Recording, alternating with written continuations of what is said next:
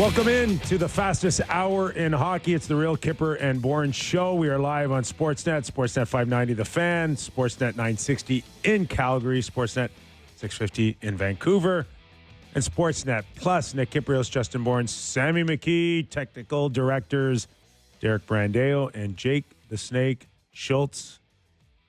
As a reminder, this hour of Real Kyper and Bourne brought to you by Bet365. Day 4 of no hockey. Day 4 of the 6-day break between Stanley Cup. I got to tell you, this weekend with no hockey sucked. Yeah, I missed it.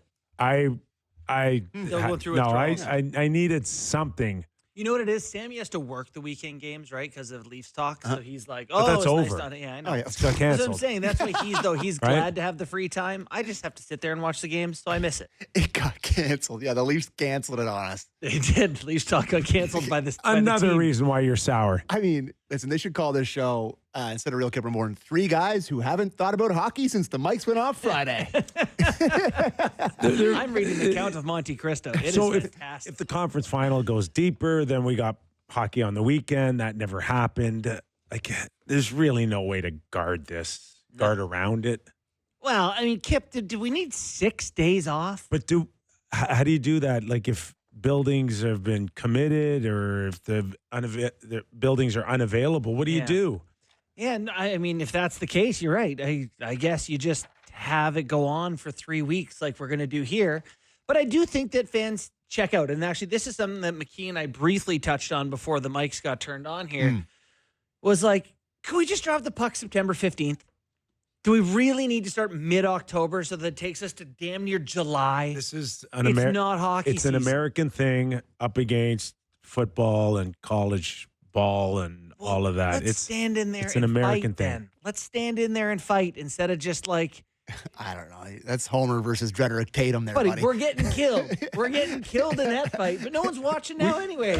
I got news for you. The last 20 years, Canada's gotten kicked in the teeth a little bit here. So the idea for people who don't actually know is that attendance in the U.S. at NHL games goes through the roof after February when the NFL's done. Yeah. And eyeballs on TV.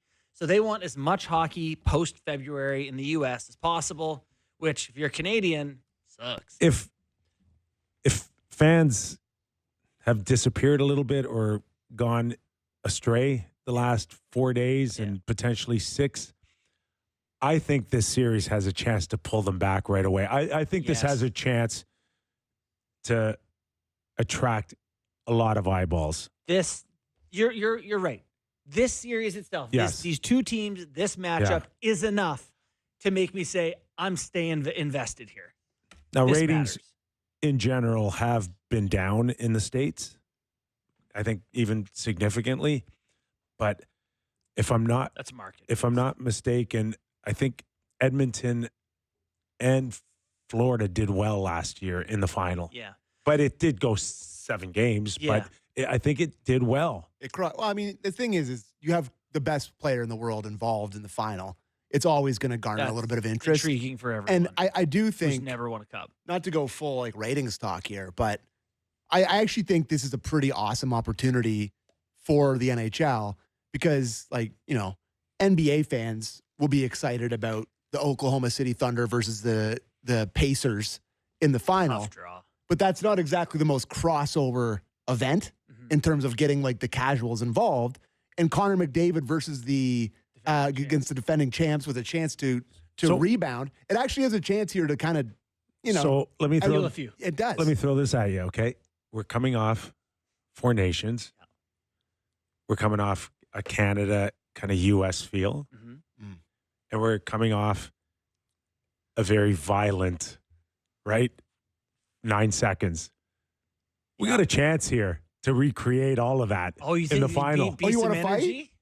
Well, listen, I don't Kane want and Kachuk I don't off the care. opening I don't draw? know. I don't know about a fight, but this has a chance to be a really violent series. It's also true that and it's also true that like It we does. just It went checks through all the boxes. Definitely. around the time of the 4 nations. You know, you had the Trump takes over as president. We have a Canadian election in that time. There is a bit more of a nationalistic vibe. It works for me. Sure, It's got me rooting for the Oilers, boys. It works for me. Yeah, but I will say, while we're doing ratings talk, I see people online on Twitter being like, ratings down in the U.S. And it's like, yeah, look who's in the playoffs. The Rangers, the Flyers, Detroit, Chicago, Boston. First time, I think, in history that the major... No original 6 teams. No original 6 teams. Yeah. So that didn't help at all. But and a lot of Canadian action, too. So one step back for 2 steps forward. In theory, yeah. In theory. Like, what's Florida going to be like on the other end of this in 7 years? Are they going to have more solid, consistent fan base? Which, by the way, that state's been in the final like all those years. 6 straight times. Wow. Right? It's almost like think about that. They have a competitive advantage. Oh, Murphy. 6 straight years? Come on. They've been loaded. So you want to go to, I'm not doing this, but I'm going to do it just a little bit, okay? You're going to credit like those 6 consecutive years in a Stanley Cup final on tax saving. Listen. Stop it. And don't give me listen there. I won't. Cooper. I won't say it's the only reason. Okay. It's a contributing factor. It is. It is. No, they just picked the right guys. Okay. Okay. Sure. Come on. Yeah. Wasn't for those damn taxes, the Leafs would have been in the final. They picked the right guys, but they had a bigger pool to pick from. More guys were willing to be there than Kevin Cheveldayoff had the choice of picking. Yeah. And I think it was Anson Carter on TNT that said, okay, so for the first 30 years they were in the league, nobody wanted to play there. Yeah, but it's not been... Like now they discovered an accountant told them how much they could save, and now they're all want to go down there. There's nothing that like disproves players saying we don't listen to the media more than the fact that now the media talks about taxes and players are like, hey, tax savings, that's appealing. But it has become a much bigger story in the last 5 years. In a couple minutes, we'll welcome Elliotte Friedman, Hockey Night in Canada, 32 Thoughts. As if we don't hear enough from him, we're going to give it to you, the listeners, one more time, Elliotte. But we're going to go around the league with Elliotte, I think, a little bit too. Yeah. Which plenty time to tee up. This is kind of his time. Florida and Edmonton, but we'll get some dirt out of him. You said there was no hockey this weekend. There in fact was hockey last night. Memorial Cup. The Memorial Cup. That's right. The London Knights have now won 3 Memorial Cups. Just really makes me congratulations happy. to Dale and Mark Hunter. Yeah, you said it. You okay with that? No, I'm not. You really hate them, eh? Oh my God. Yeah, we don't need to get down this road again. But Easton Cowan named the MVP of the tournament. Easton Cowan. Now he was drafted by Florida, right? No, Toronto? That's good news. Okay. We don't get to, thank God we don't have to talk about that anymore. All right. We'll get Elliotte to talk about it as we welcome him in. Boy, this is like a vacation for you, eh? This is like the longest break you've had like in 30 years. I don't know about that. It's no break until July 2, Nick. You know that. Have you had a little time, Friedge, though? Like this weekend, you actually got to be at home? Yes. Bad for my wife's boyfriend, but good for me. So. That's great. More tennis lessons, I think. That's right. That's right.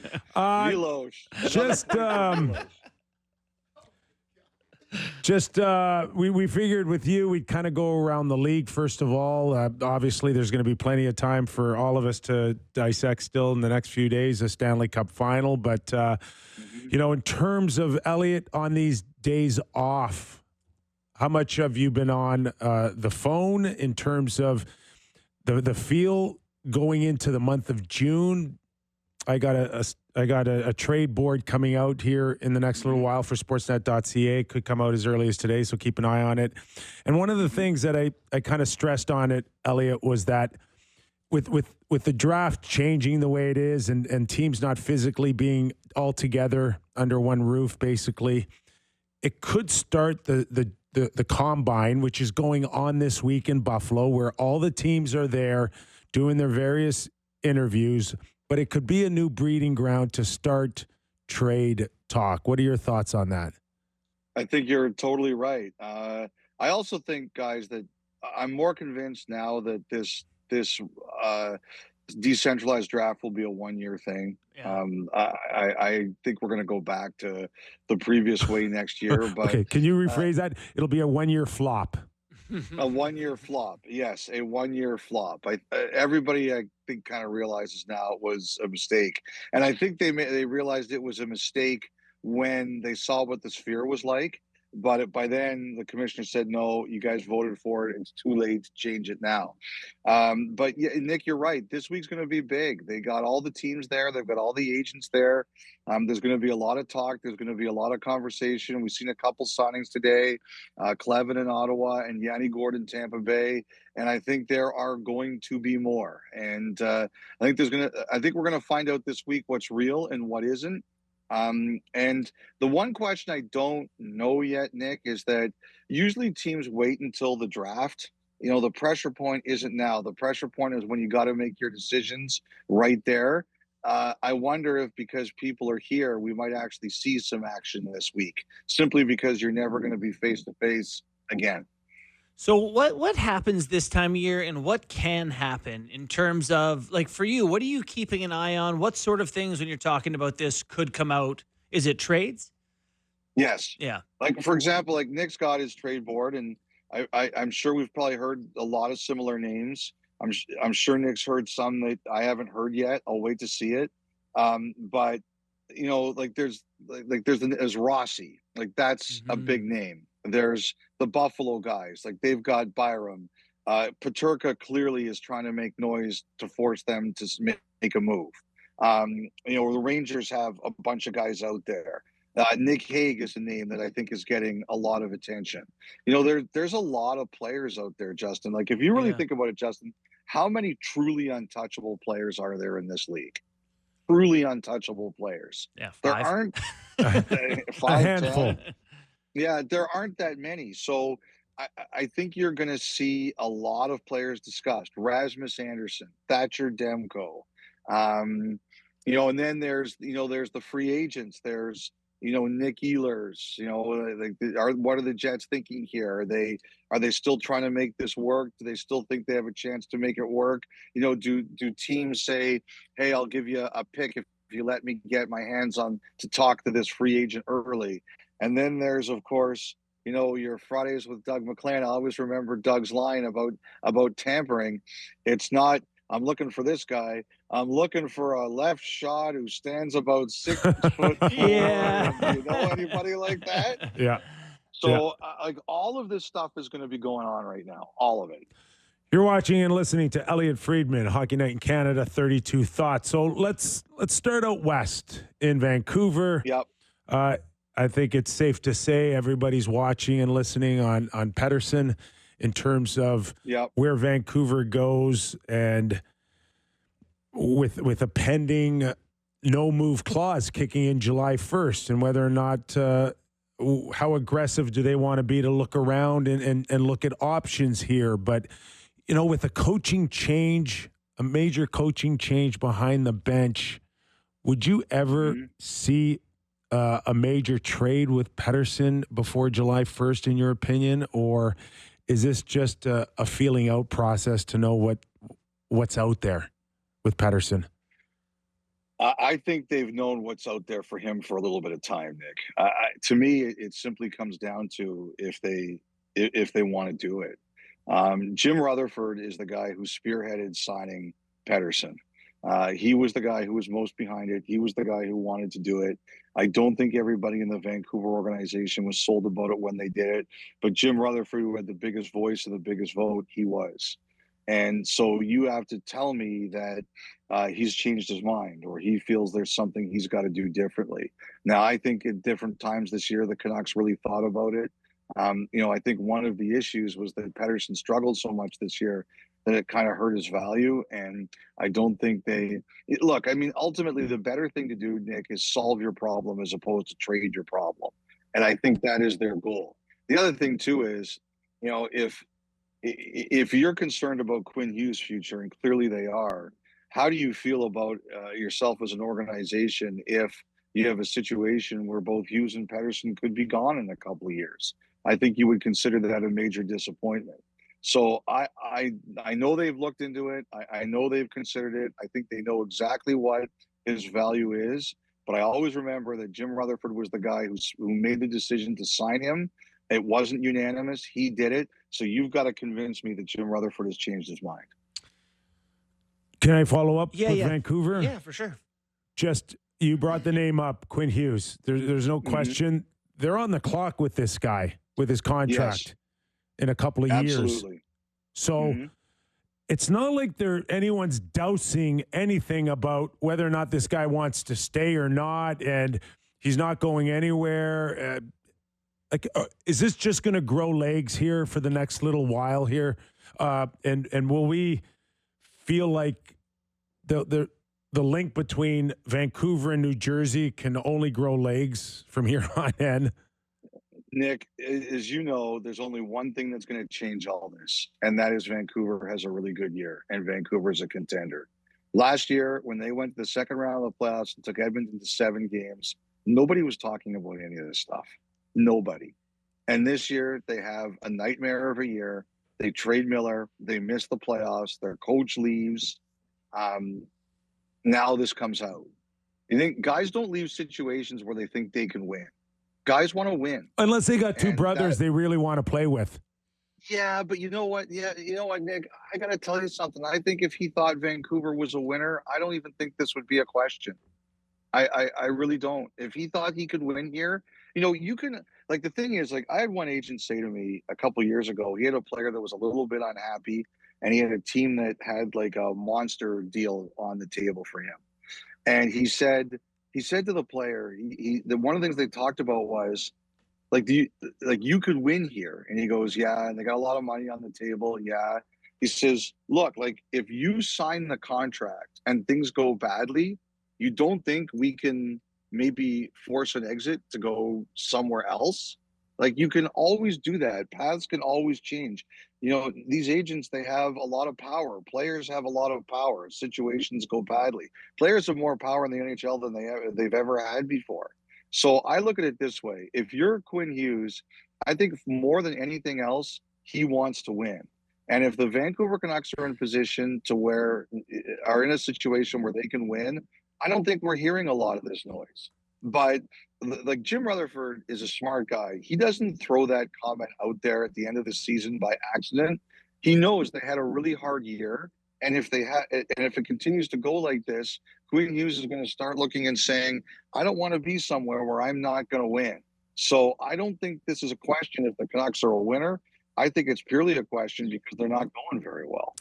It's just funny, and this is just like a philosophical observation here, but like, it's so hard for gamblers to guess which teams are going to be good from team to team. These guys signing 8-year deals are looking at franchises and going, I don't think that they're going to have a great, like, how can we know, outside of the immediate next year? It seems to me really risky to pick teams based on, I think that's a winner there. It's a great question. The problem is, Fried, it's not a question. I apologize for that.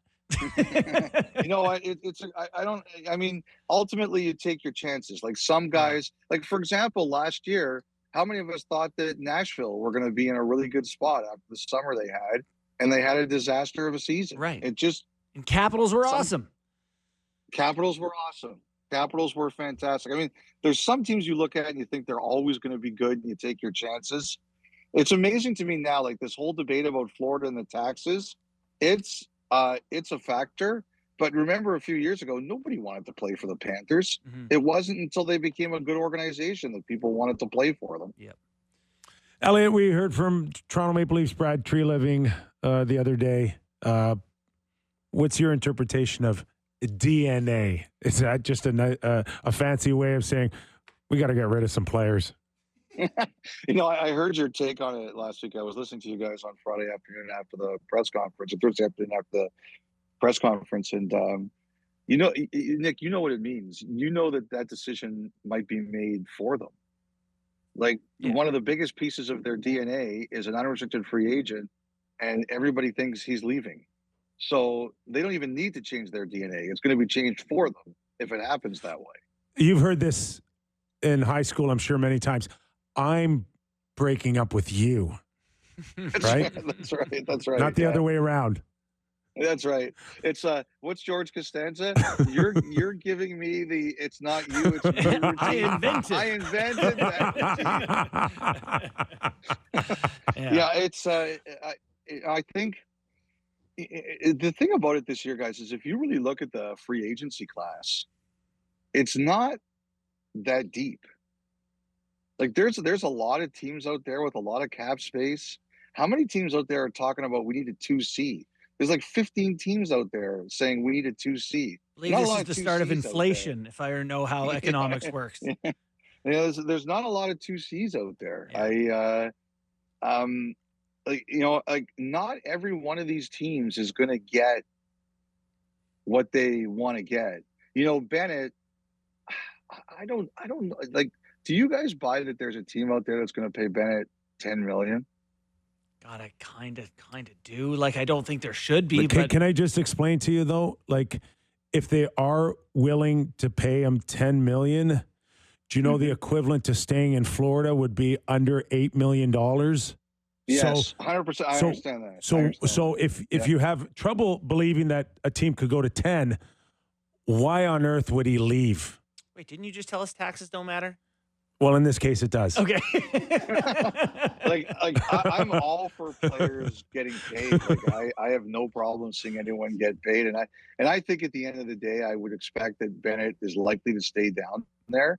But hey, if you're gonna get that money, I'm all for it. But if I was Sam Bennett, I would almost be thinking like that $10 million price tag. That is going to be like a 150-pound weight on my shoulders. Yeah, I agree with that. I think guys need to like take some consideration. Another reason to stay. There you go. Well, it is for sure. Yeah, 100%. I'm totally with you. And especially totally in Toronto. Well, that's actually the talk with like Marner and Marner's value. Part of the thing is like certainly someone will give him $14 million, but if he's here and he's making more than Matthews, it does change a lot of perception and how you get talked about and all that sort of stuff. So today in The Athletic, I read that James Myrtle wrote ranking the 32 destinations of Mitch Marner, Mitch Marner could go to. Are you kidding me? I'm not kidding you. I'm not going to ask you to do that because we only have 38 minutes left in this hour. I got to tell you, like, Myrtle and Jonas are like Ruth and Gehrig with their Leaf articles, like how the McDavid plan could work. And oh, my God. It's the best. So can you give us a couple of suggestions here, if it's assuming it's not the Toronto Maple Leafs? And maybe I'm wrong in doing that? No, you know what? Look, like... What's the link with Vegas? What was the link with Vegas, Elliotte? You talked about this before on 32 Thoughts, I think. they talked about a deal last summer, potentially involving Marner and I think Shea Theodore, and obviously it didn't happen. I think one of the reasons was that I think Vegas preference was to sign Theodore, and I think that at the time Marner was showing no inclination to be traded anywhere, which was his right. Now, since then, I've had people tell me that wasn't the only team that Toronto talked with. I haven't been able to narrow down who else it was, but I think Vegas makes a lot of sense. Vegas could use some scoring on the wings. They would have to do some cap gymnastics to do it all. But, Kelly McCrimmon, he goes after good players, and Marner is a really good player. I think the team, I'll tell you guys, if there's one team right now, everyone's kind of watching and saying, I'm really curious to see what they're going to do. I know which one. Oh, Utah. I'll give you another one after you're done. Go ahead. Yeah, Utah was the one. Like, teams believe that Utah is determined to introduce themselves to the NHL in a big way. And I think I'm curious to see what sorry, I got to get used to calling them the Mammoth. What the Mammoth are going to get up to here? The Mams. The Mams. I don't think that's going to stick. I'll give you a team for Mitch Marner. Okay. Dallas Stars. What? Look, they can't score. Nick, they can't score. Yeah, they're losing a ton of Jamie Benn, and like they've got room, and they need someone in the middle between still the Wyatt Johnstons and some of the older players. Listen, that's a great fit. And it's a Stanley Cup contender. They've got Rantanen. Rantanen needs help as a star kind of second kind of guy. That's to me is a fit. No taxes there either, right? I like that call. Good team. People 12 like flat. playing there. Yeah, 12. Give them the same deal they gave Rantanen. Yeah. Done. Would that be okay? Would that do it? Sounds like it would. Well, again, Dallas, 12 million is like 17 million in Toronto. The numbers keep getting weirder. Hey, I got to ask you. So the way we're going, Nick's not wrong with this. Like, No. Hey, I'm only talking about housing. While we're asking about things near and dear to our heart, the New York Islanders have a new GM, president, whatever. I am curious to know Lou Lamoriello's role, because it sounds like he's not going to leave the organization. No. And also, he kept on Chris Lamoriello, it sounds like, with one of his final acts, his final pardons. Yeah. And Steve Pellegrini. Not. I know that has made people crazy. That happens more than you think. Is that right? Justin, it's kind of a badge of honor for people to, if they get fired, like obviously the GMs, those are big paying jobs. Yeah. Not everybody is, secure for life after they have them, but you can make a lot of money being a GM now. And like Rob Blake, before he was out in LA, he extended a whole bunch of people. So their people, they know they could be gone. They're going to try to do right by their people who've been good to them. Yes. Yeah. Like that. And I'll tell you, I know that the Islanders fans are upset about that. And look, Chris Lamoriello, someone sent me his record as GM of Bridgeport, and it's not very good. But Justin, I'll say, there's been a lot of GMs over the years. It's kind of frowned upon if you have a chance to take care of some people who maybe don't make as much money or aren't as secure, and you don't take care of them before you're blown out of a job, particularly if you've done well financially. Yeah. It's really seen as, I know, one manager once told me he considered it a real badge of honor that before he got fired, he extended a whole bunch of people whose lives could have been thrown into chaos. And I respect that, and that's cool, but it's upsetting for fans who want their organization to get a fresh start, and then they're like, let's keep all of the people, Anyway. I don't know that that's going to happen, Justin. I think it's still early to say. I heard in the process that whoever got this job was going to report directly to Scott Malkin. He wasn't going to have to report to Lou Lamoriello or anyone else. And at the press conference, that was confirmed, that Matthew Darche reports directly to the owner. Now, if Lou Lamoriello stays around, could he have opinions on things? Yeah, I'm sure he can. But Darche came out of nowhere to win that job, Justin. Oh, really? At the beginning, there was no way they were hiring someone with no experience.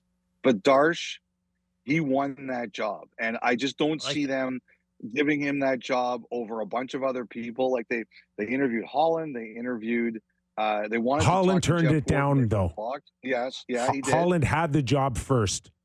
Yes, he did. He turned it down. And Jeff Gordon, if he was available, probably would have had the job, but he wasn't available. But, Bergevin was there, Kekalainen was there, and Darche beat all those guys out for the job. So they're going to give him a chance to do what he wants to do. Regardless of who he answers to, Elliotte, it is still intimidating to see Lou Lamoriello there, and also below on the bench, Patrick Roy.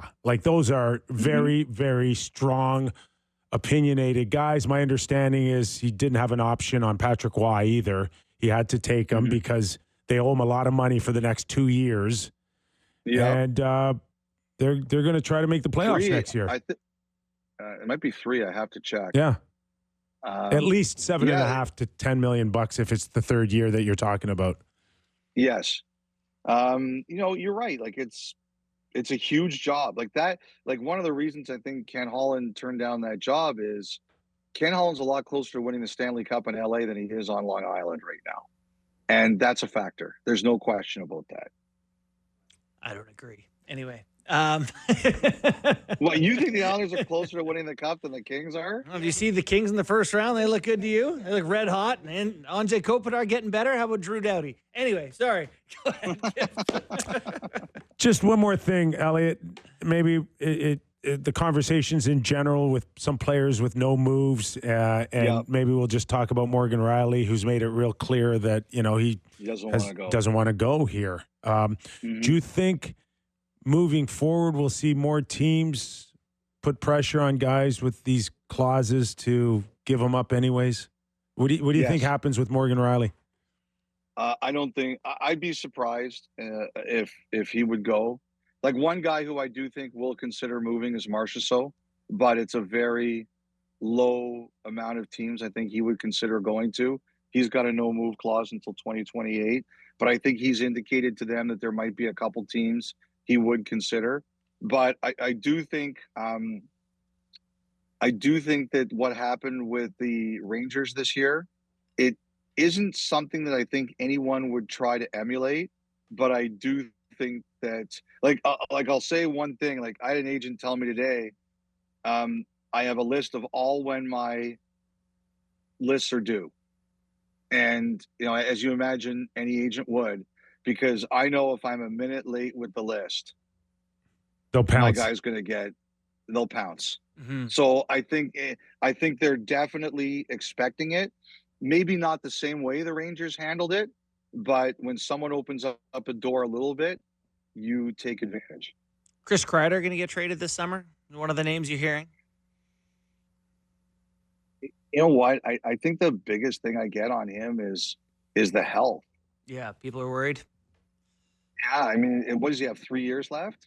Yeah, it sounds right. 3 years. And, the health is the big one. I think the Rangers would like to do it. Yeah. But sorry, two more, Elliotte. Sorry. Two more? Two more, yeah. The biggest question I heard was health. Yeah. Just how healthy is he? Fair enough. I'll say this. I think the guy this summer, I talked about him a little bit today, but I think one guy this summer is going to have a lot of action around him is going to be Hague from Vegas. Okay. Oh, yeah. Yeah, on my list. Absolutely. Yeah. Hey, great stuff, Elliotte. Is it true that Sportsnet chartered a bus for you to go from Edmonton to Florida? Back and forth? What's funny, Nick, is that we timed it out and we were joking. Okay, let's just imagine game 2, the moment the game ends, the buzzer sounds. If we jumped on a bus and drove from Edmonton to Florida, the moment game 2 ended, could we be there by the start of game 3? Battle. The Oregon Trail. Yeah. So once again, whoever wins game 1, you cheer for, right? No, you know what? I'll say this. I'm not like, that's Scott Oak. I'm not like that. I'm like, hey, I expect it to go 7. If it doesn't go 7, I'll be pleasantly surprised. That's the way I look at it. Fair enough. We are looking forward to it all. Keep up the great work, pal, and we really appreciate your time today, okay? Thanks a lot for each. My pleasure, guys. Take One care. of the very best on the inside of the National Hockey League, Elliotte Friedman. Good stuff. We don't usually take impromptu mailbags, but we got a tweet from a guy named Mike Gunn on Twitter. Said, oh, yeah. I know Mike. Nobody loves Mitch Marner more than John Cooper. Wouldn't be surprised if Marner ends up in Tampa Bay. That's my dark horse destination. Well, they need a couple of those cheap signings today, like Gord, who gave up 6 years. Let me see where Tampa Bay falls. $2 in this million? article. What do they give him? 6 years at 2.3. 2.3 million. And Gord's got to be what? 30? Well, he's a little older, yeah. 3. Yeah, that's a nice retirement contract. Gave me, if you're thinking about the Tavares Leafs contract, I don't know if the AAV would be that low, but 6 years at something like that. 6 years. Yeah, and then you like listen, you're okay. doing the Tanev thing. You don't have to. I know you don't have to. You don't have to. I know you don't. I'm just With saying Tavares, that if you were going to, you could. You got a lot of house cleaning to do before you get to Tavares. I get it. I'm just saying. And John, here it is. Whatever it is, 2 years, maybe 3 at the most. Here's the number. Oh my God, here's 3 the years. number. 3 years. Yeah, 2 or 3 years. And here's the number. And love you to take it. If not, we understand. I thought you was going to say love you to bits. Love you to pieces. No. Tampa Bay is it's a listed as different babies beast and long because shots. this will also be a retirement contract for Tavares if he stays in Toronto. Yep. And you got to be You think careful so? with him. In that case, you could see him going 4 years because he's 34 and he just scored 38 times. See him signing a 4th year. But would he not take the 3 years to go somewhere else to take the 4th? And the answer is no. No, he's made $100 million. He's not chasing the 4th year at $4 million bucks to Maybe he wants move. to chase a cup. Maybe that last year. See, I don't even know. He wants to retire a Leaf.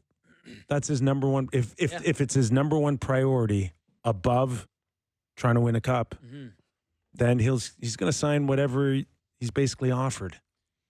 Not a lot of trade Willie talk, eh? Ever? Like it's always even like the Matthews stuff this year. You started hearing trade Matthews. I feel like that's 100% flipped because the first 4 years of his career, it was exclusively trade Willie. Yeah, that's true. And It was then always he was never- the first. Don't you name. remember like we did these mock trades, Oh yeah, the right? internet Before remembers. they even played one game, I know and where I had Montour Yeah. and Richie. and Nick Ritchie, who was a top 10 pick at the time, and was the next Lucic. Yeah. I remember And that. everybody, like, once Willie got going, You know who else remembers that? Everyone the on the entire internet. Yeah. yes. They love to give Which that is one so to stupid. you. Maybe if they had Montour on the blue line the last 4 or 5 years, Sammy, I love Montour. you'd be like, I love Montour. But he had like one. Rich is Stanley Cup great. champion. Rich is great. Game time, It's boys? struggled. Game time? Good player. Yes. It's game time, presented by Bet365. Visit the app for latest odds and find out what's ever ordinary at Bet365. Must be 19 plus. Ontario only. Please play responsibly. So there's no sports other than baseball. So I thought I'd look ahead to the series that is starting on Wednesday night. My family went to the Jays game. can you on Saturday, remind Sam. us who's playing again? I Lot of the fun. Go watch a Oilers. game. I went that same game. Awesome game. Sat in the outfield. Fantastic. It's just like hitting off a pitching machine. The Athletic. Baseballs were smashing Just off of the batter's flying out eye. the field. It was an entertaining game, so I really enjoyed myself. So there's a bunch of futures on Bet365 here, and the one I was looking at is players' points in the series. So they have a over-under number for many of the main principles involved. So for example, Sasha Barkov, his total in this series is 5.5 points. And the number, the over is a favorite at -130. The under is a underdog at +100. I'd consider that underdog. We should mention congratulations to Mr. Barkov, who won the Selke Trophy, Wow. which was handed out to him by some children at a meeting that they had, like a charity thing. And he also won the King Clancy Memorial Trophy. I'm going to save my... I don't know. I'm not looking for any So this other- is the new thing now, right? Leon Draisaitl got hand out- a vote for Selke, first place vote for Selke. I don't even know what that means. Yeah, This is what they want to do now, hand it out in certain community areas. Yeah, and they Instead want it of to be having an like award show, and right? They want to create these moments, and this was a kind of a cool the way they did it. Like they handed him the first one, and then they wheeled in the second one. Some kids did, and he's like, Barkov just says the right things every time he turns around. You think on the internet that gets enough attention? Like that's the new way to kind of I'll say present? here's Because my I honest didn't know stance. Here's my this honest happened stance. today. I wish I need I notifications on. wish that we knew a NHL little more awards. clearly that it had happened, but I don't. I don't know. That's me. But I don't care because the award show was so bad and so To me, painful. these are the ultimate could have been an email. Just email me. Tell me Sure. who won. It's good. not enough pretty- attention. It's good stuff just, for me. I don't know. But I what's don't the know. right way to you know generate what? the attention? Maybe I'm on the wrong ice guy. before the game. How about that? I'm the wrong guy. Yeah, I that's don't what they know. do. That's what they do in the NBA. Do they? With the MVP, Just like quick note before we drop the puck. Yeah. Barkov, Selke. Woo! and the last one I'll bring up is Connor McDavid. His total is 8.5, and he is -130 to score over 8.5 points. Imagine being so good at hockey that you are favored to score over 8.5 points in the Stanley Cup Final. Buddy, last year, everyone's talking about how much they shut him down. He had 12 points in the series. It's just in the most meaningful games, they Yeah. shut him down. Yes, Two yes. games where he was quiet. Yeah. Anyways, The two games 5 and 4, he had 8 points. that was Game Time, presented by Bet365. Visit the app for latest odds and find out why it's never ordinary at Bet365. Must be 19 plus. Ontario only. Please play responsibly. Okay, Let's take a quick break, and then when we return, I've got a trade board going up. Oh, yeah. We'll we need that. grab a couple of names. Now, don't waste all tomorrow's content, man. Let's just talk about golf for the last. Hold. All right, some trade names when we return to Real Kyper and Bourne. This hour, Real Kyper and Bourne, brought to you by Bet365. Nick Kypreos, Justin Bourne, Sammy McKee. Just before the break, I mentioned trade board coming out on sportsnet.ca. So, a few names out there that we're going to keep an eye on from here on in. Yeah. The one that I probably think that is almost imminent for the Minnesota Wild is Rossi. You do, eh? I do, yeah. 60-point guy. And Austrian? Sorry? Austrian? Swiss? I don't actually know. I'm just Googling. I do think so. He's Austrian. Yeah, I do. It's weird.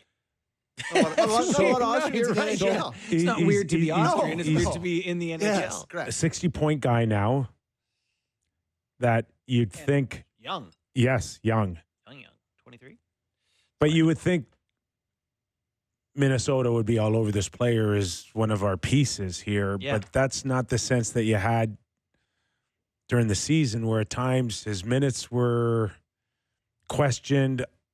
He was on maybe a fourth line on many occasions. And I get the sense that Billy Guerin or maybe the rest of the staff or the coaching staff they're not sure what to make out of him. Mm-hmm. And whether or not you want to treat him as one of those up-and-coming, like, star 60, 80-point guys where you lock him in for 7 or 8 years at $7 million.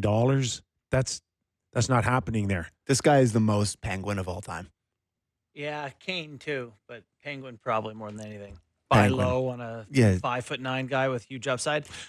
He's not, yeah, exactly. He's not big. Billy Guerin, I think, likes his players as big as he What's can get tough them. is, great year, right? 24 goals, played all 82 games, Yeah. 18-15 per night, 60 points. You could see that having value to someone. But I could also see a team being like, I'm watching the Stanley Cup Final, and if you're 5'9", you better be Patrick Kane. Yeah. Or Yeah. something to that effect. I mean, the thing is, you mentioned those long contracts that they give all these RFAs coming out of these, when they have good years, when they're high picks.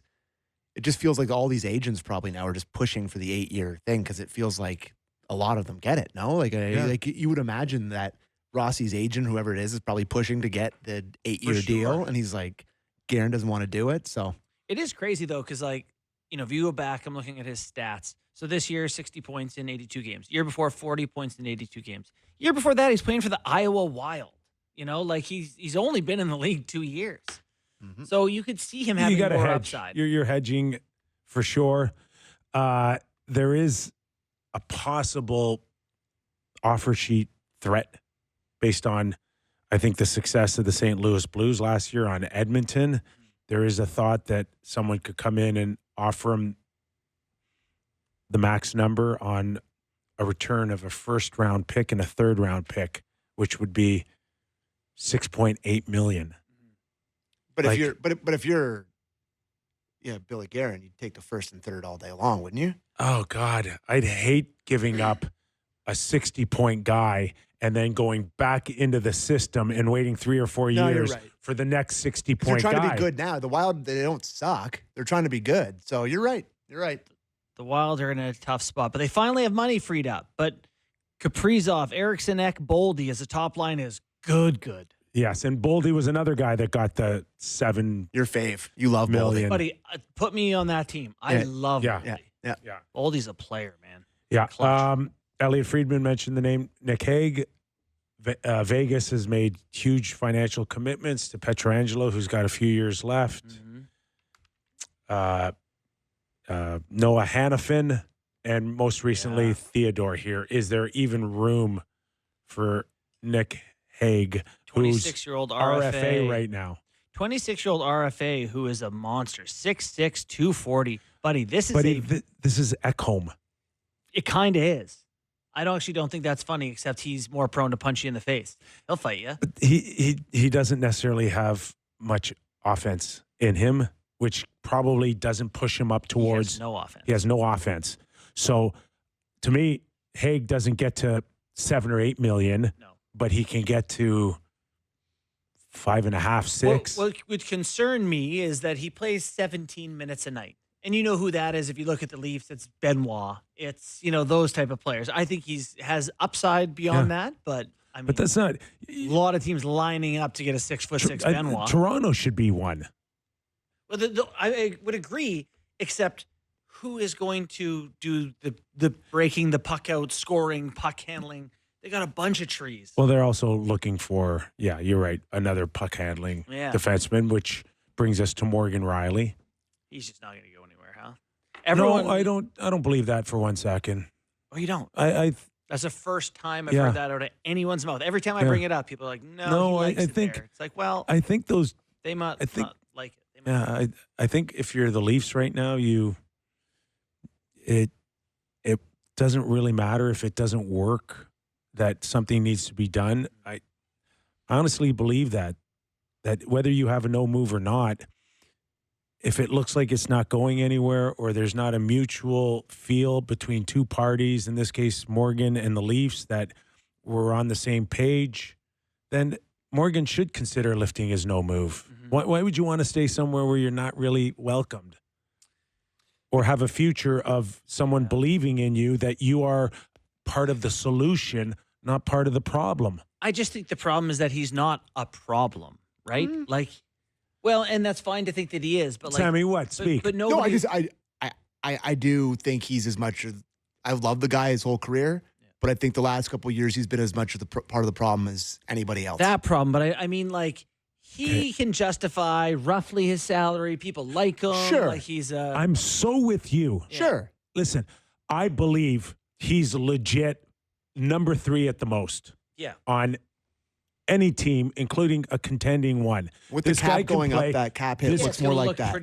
He can play 20 minutes on any team at any time. They're not underwater on his contract, I think is what I mean. And they're not underwater. Yeah.